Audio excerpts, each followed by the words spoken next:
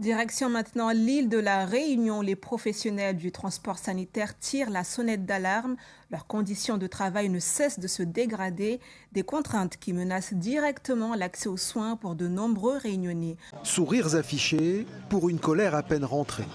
Ces ambulanciers estiment que leur activité est aujourd'hui menacée notamment par des prescriptions médicales de transport non conformes. On a certaines sociétés aujourd'hui qui ont des indus qui dépassent la centaine de milliers d'euros.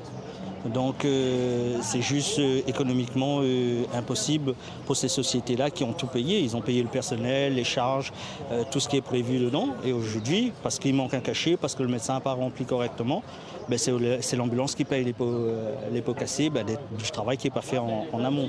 Perte d'argent encore, avec une rémunération des gardes, disent-ils, en dessous du coût réel. Perte enfin, avec des temps d'attente et d'accès aux établissements de santé, se comptant en heures quand il devrait se limiter aux 15 minutes réglementaires.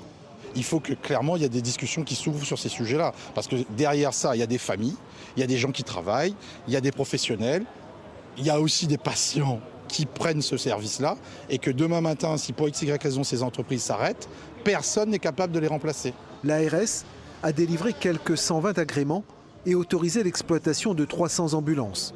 Le secteur, ce sont aussi 800 emplois.